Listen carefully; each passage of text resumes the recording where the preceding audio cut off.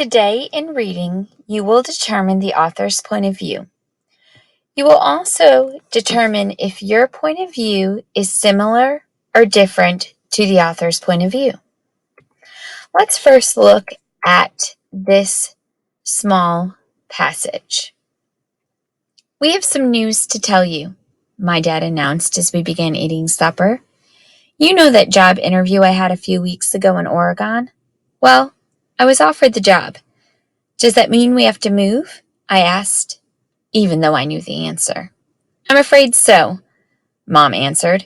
My parents continued to talk, but I was no longer listening. I just sat there with a lump in my stomach the size of a watermelon. Pause and go talk with a family member about what is the character in the story's point of view.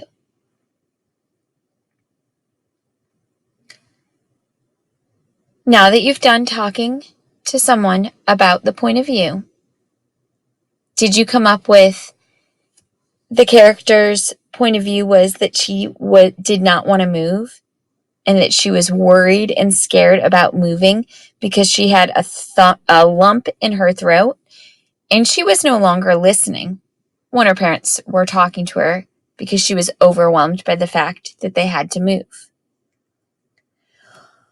Well, today we're going to continue to talk about author's point of view. Point of view is the author's or character's perspective, opinion, or viewpoint. It is the way someone views, looks at, or feels about someone or something, and it often can be a belief. Let's take a look at the text that you will be working with today. It's called Screen Time. While you're reading it, you are going to determine what is the author's viewpoint. Let's take a look at it right now. One issue that has been growing over the past 20 years is the amount of time that kids spend in front of electronic screens daily. Many kids spend lots of their free time playing video games or watching TV. Others spend time playing on a cell phone or with a tablet. Each year, the amount of time kids look at electronics grows. Many adults are opposed to this amount of time, which means they don't like how much time kids are spending on electronics. They think that screen time for kids should be reduced, which means that it should be a smaller amount.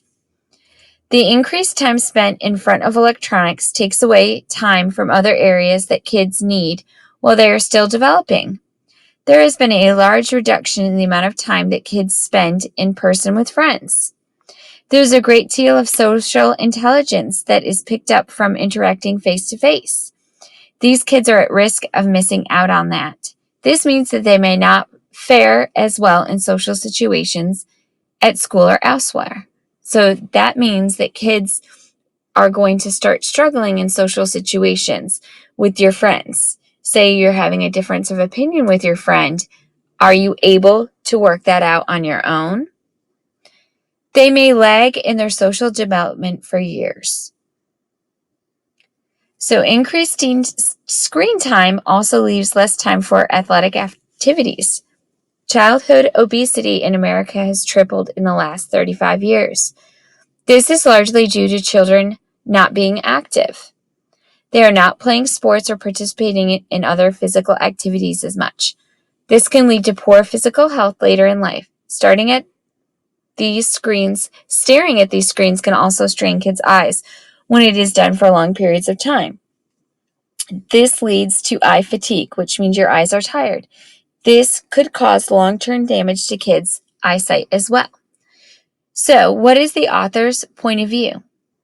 Does the author think that screen time is good for kids?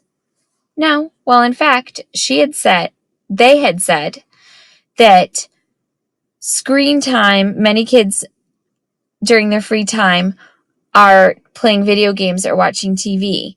And increasing electronics takes away from kids being able to interact or get along with each other.